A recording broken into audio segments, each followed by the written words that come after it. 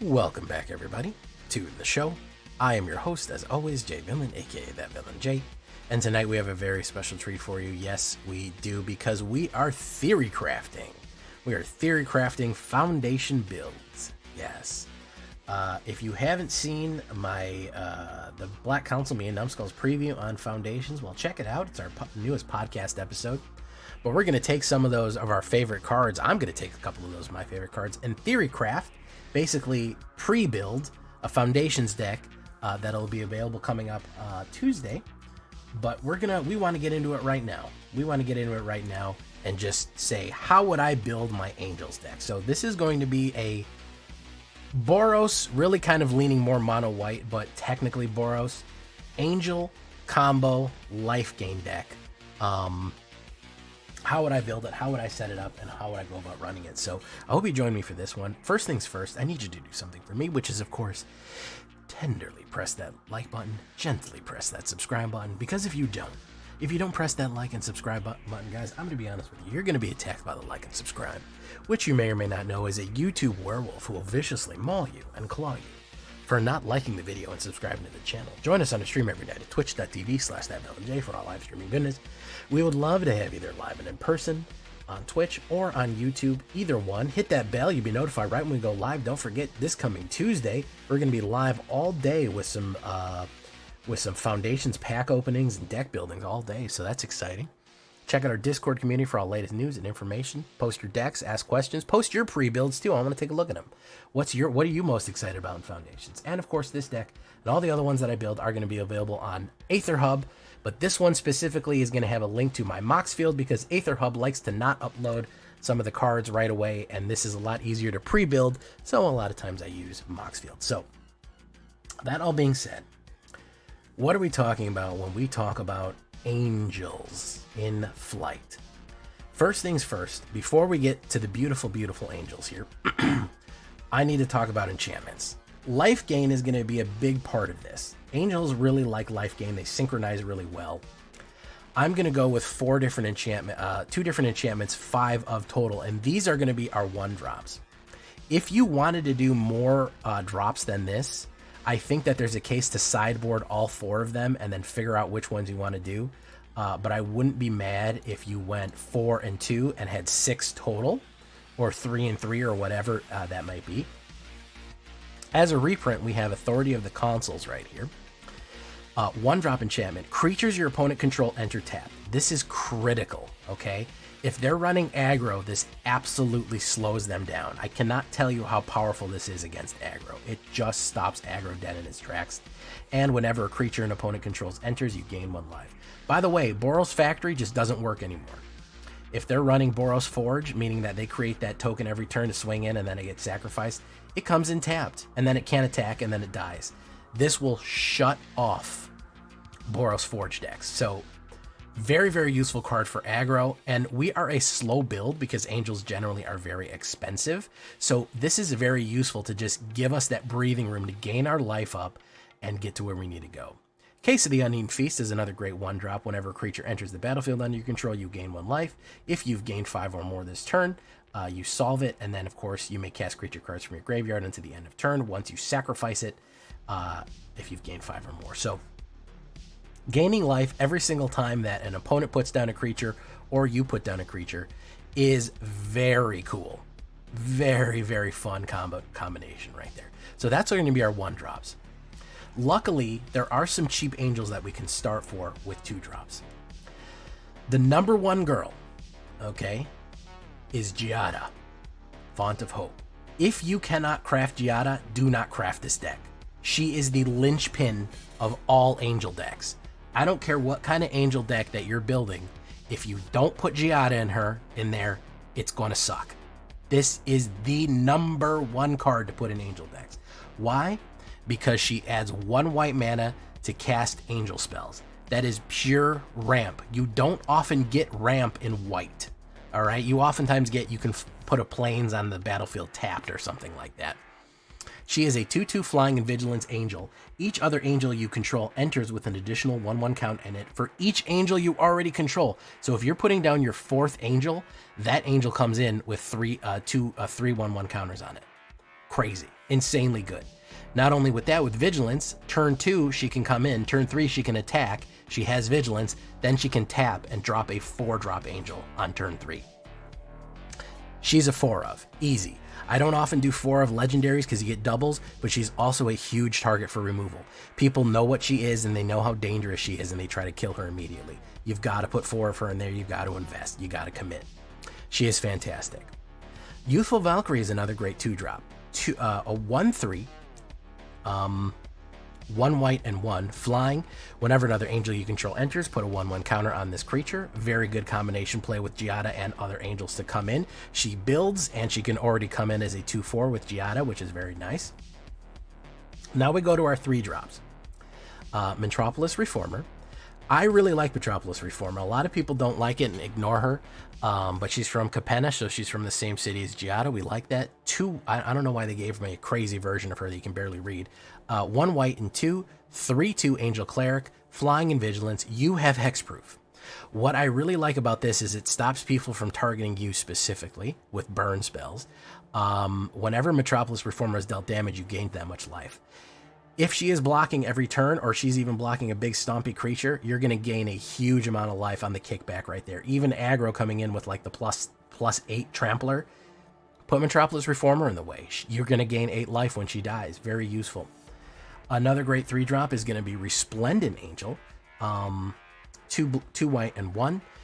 3/3 flying at the beginning of each end step. If you gain 5 or more life this turn, create a 4/4 white angel creature token with flying, and then you also have the option to cast 4 and 3 and 3, 3 white and 3 any until the end of turn. Resplendent Angel gets +2/+2 in lifelink, so she can manually gain you 4 life if you give her the shot at it, but will also probably gain there with a bunch of different other combination plays. Namely, if we want to gain a lot of life, we're going to do Steel Seraph. Yeah. I know it says a 6-drop colored, but honestly, it's not even worth it to cast the 5/4, okay? For 3 more mana, you're getting +2 power and 1 more toughness. Not even worth it. I almost never cast it for that. 2 white and 1 is what you want to cast it for. It's prototype color right here, which is going to be a 3-drop essentially.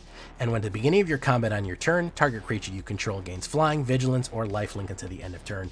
What you want to do is give lifelink, lifelink, lifelink to everything that is attacking, so we can try to gain as much life as possible to trigger Resplendent to put our angels into play right here. So these were all reprints. Youthful Valkyrie, Giada Font of Hope, and Resplendent Angel. All these were all reprints. Okay. The brand new card that I have in this deck, that is exclusive to Foundations, has never been printed before, is Exemplar of Light. Okay. 2 white and 2, 3/3. Whenever you gain life, put a 1/1 counter on this creature. And whenever you put a 1/1 counter on this creature, draw a card. It only triggers once each turn. This is very easy to do, okay? Whenever we gain life, we get a 1/1 and we only get to draw each turn. However, don't forget, one of the best hands that we could get is Giada on turn 2 and this guy on turn 3 to drop it down, and then all of a sudden, guess what? An angel entered and it comes in with a 1/1 counter on it, so it immediately comes in as a 4/4 flying, and we get to draw a card. Any other time that we gain life, even on our opponent's turn, let's say Authority of the Consuls links up really nice with that. If they ever put a creature down, we gain 1 life. He gets bigger, or she gets bigger. Angels are all women usually. She gets bigger, and we get to draw a card on an opponent's turn. We're almost going to be guaranteed that we're going to draw 1 extra card a turn. It's a very big draw engine. It kind of took me a while to figure out that this combos amazingly with everything else. If you've set it up right, always gaining life or putting 1/1s on it, it's an insanely good draw engine for a 4-drop 3/3 that gets bigger and bigger and bigger. And it is brand new to Foundations, which is really cool stuff right there. I really like that. We're also going to go with Lita Dawnbringer, 2 white and 3. This is a reprint, but we loved her back in the day. 5/5 flying, first strike and lifelink. Other angels you control have +1/+1 and lifelink. Guys, I'm going to be honest. If you get her out on turn 4, Giada, like turn 2 Giada, turn 3 Resplendent Angel, and then turn 4 Lita Dawnbringer, they're going to beat the shit out of your opponent because you're going to hit for You know, Resplendent Angel is going to come in as a 4/4, and then it's going to be a 5/5 when you attack, and she's going to be a 3/3 when you attack. You're going to gain life, and you're going to generate another angel. You're going to beat the dog shit out of them if you get Lyra down on turn 4. Turn 5 is bad to drop her. She's powerful for a turn 5 finisher. Turn 4 is brutal. She is just really, really, really good overall. An angel captain that pumps everything and just gains life like crazy. We're also gonna have Aurelia. Yeah, Aurelia the War Leader. She's about it. She is the Boros lady right here. She is a 6-drop. I'll tell you what Aurelia War Leader is. She is your finisher card, okay? When you want to end the game, wait, build up. I know she's a 6-drop, but with Giada, she's only a 4. She will finish the game. 2 white and 2 red and 2. So a 6-drop Legendary Angel. 3/4, Flying Vigilance and Haste, incredibly good.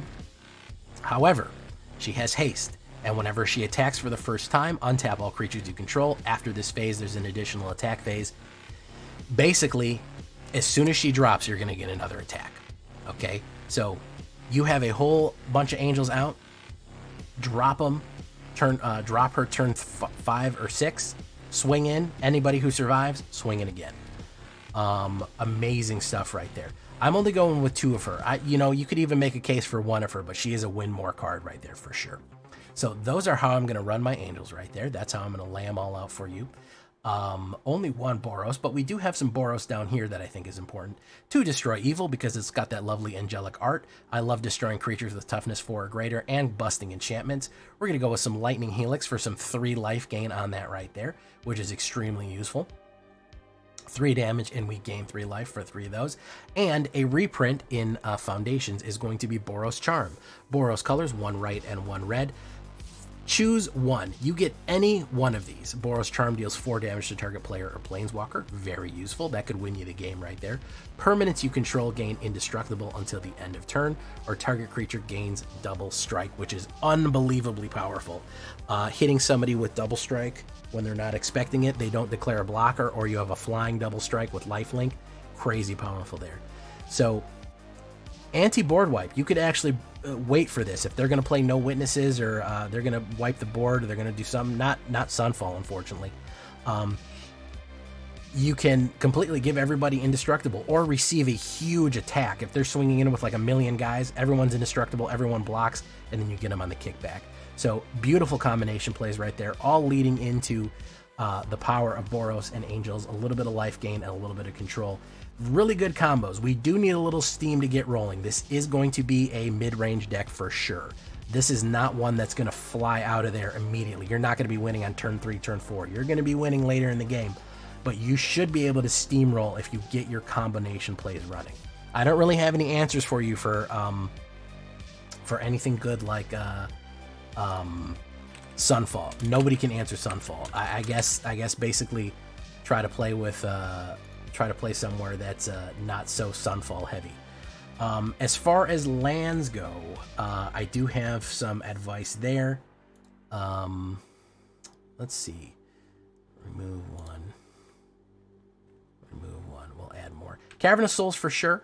I think that 2 or 3 Cavernous Souls is fine. I think definitely 11 plains, maybe only 4 mountains. Inspiring Vantage and Battlefield Forge is not bad. I don't really care about Battlefield Forge because if it does damage to me, I don't care. I'm gaining a shitload of life anyways, so that's not really a huge thing. I'm not really into any kind of manlands. I think Cavernous Souls, if you're running any kind of these tribal decks, it's going to be a lot of fun. Typal decks, whatever you want to call them. And as far as sideboard, you could pretty much do anything in there. I think that the biggest idea with sideboard is, depending on what you're playing, maybe switch up your Authority of Consuls or your Case of the Onion Feast right there. Overall, I'm running the classic 61 card deck right there. It is $300. Do you want to know what the most expensive card is? Cavernous Souls in there. Cavernous Souls is $50 a piece. If you wanted to get this deck without Cavernous Souls in it, it's probably only $150, which for a full standard deck is pretty decent. I'm not going to lie. It's not bad at all to get a full standard deck for that much money.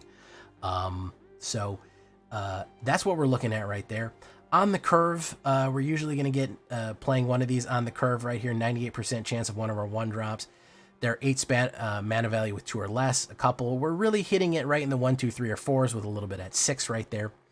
the average CMC is 1.7 with mana, and without it's 2.9. It's not terrible. Median mana deck is 2, and 2 without lands. We're looking at that. Mostly white, just a splish splash of red. If you really wanted to get rid of the red, you could, but I feel like we are losing a lot without Boros Charms and Lightning Helix. I think probably only Aurelia is the only one I'm not sure about, but you could dump the red and go all white, which I'm sure we'll do a version of this eventually. That is that. We can look at a couple opening hands for you right here.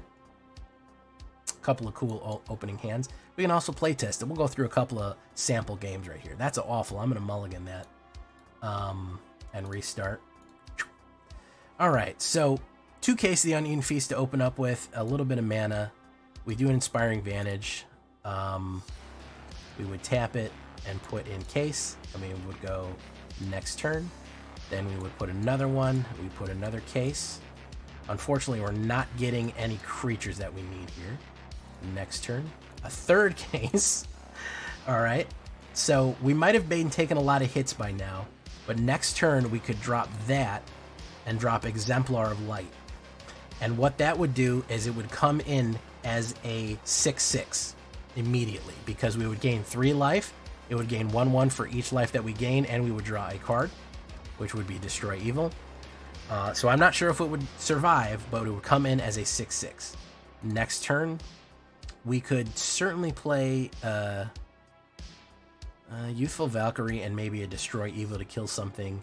Next turn, we could definitely drop the Lyra Dawnbringer. This would be gaining 1/1 counters each turn and building. Next turn, Battlefield Forge would come in. We could drop Aurelia for more, and everyone would swing in. So not bad. I really want to get a hand with Giada, so let's try another. Game here. So I really want to show you how the Giada curve works. Restart. Let's say we mulligan that one. That's awful. That's a terrible hand. Boom. All right. Well, it's not just giving it to us, so we'll drop that. Next turn, Cavern of Souls. We'll choose Angel. Next turn, there's Giada. Drop a Giada. Hopefully she survives. Next turn, we can actually put a 5-drop down, but we would do something like Exemplar. We would attack and then do, or maybe not, Exemplar would come in with a 1/1 counter on it, which means we'd get to draw an extra card because it came into the 1/1. And then we would have enough mana to do potentially a Boros Charm to do a damage or protect our creatures right there. And then next turn, we could actually put down that, put an Aurelia War Leader, and swing in for a double. This is also not taking into account, Arena trying to screw me or mana flood me. So we would be counterspell proof next turn. Next turn, we could drop the Lyra. We could even drop a Lyra and a Youthful Valkyrie. And then we're doing pretty good. All right. So, pretty smooth. I think you want to kind of mulligan until you almost... If you don't have a Giada, you really want one. And if you don't have any early plays like this one, you definitely want to toss that and get a one with some early plays. So like this, perfect. This looks like a perfect hand right here. Boom, Authority of the Councils. Next turn. Cavern of Souls, Giada, uncounterable. We might have gained life on that. Next turn. Boom, we didn't draw anything, but we could play a removal. Next turn, Boros Charm. We could play another removal or pump. Next turn, we need Angels, which are only flooding right here. Nope, we're just flooding. We're just flooding from here on out. So, was a good opening hand, but we actually need to draw Angels and not 3 turns of on there. So, not bad. I do like how this flows. I think, of course, as any kind of theory-crafted deck goes, as I've said before, I think it's really going to depend. I think we're going to have to hit the ground and see how it really all plays out. I can't guarantee you that this is the absolute perfect because I haven't played it yet, but in my mind, this works really well. I actually really like this hand that we're playing right here. So we would put down that would come in with a 1/1 counter on it. Boom. We could actually put both of them out on turn 3, and that would come in. That would come in as a 4/5. That would come in as a 2/4, and that would come in as a 3/5. So that's not bad at all. Boom. We can't drop any 4s. We could do this one. These would all go up by 1, and this would be a 3/3 with life gain. Not bad. We could do another one. Not bad. We could do that, and then immediately put down Lyra, and that's a big hit right there. So that's not a bad play right there. This, we could finish with Aurelia. So that was a pretty smooth hand right there. I'm actually happy with how that one played out. Did give him a lot of fodder to go against to try to hit me with, and we do have a removal that we didn't play, but it did draw pretty smoothly into a lot of heavy creatures hitting him, so that is good. So, fun deck. Angel Flight 1. I think there is probably also a mono white Angel life gain to be built. I think there's probably also a potentially there is a Orzhov Angel to be built. So, you know what I mean? There's a lot to be done here. I hope you like it. I hope you're excited about his foundations as I am. Tell me what you would think. How are you going to build your Angels, and what cards are you excited for in Foundations? This has been a great time theory crafting with you guys. I'll see you on Foundations on Tuesday. Super excited. We'll see you then. I've been Jay Villain, and you've been great. Bye-bye.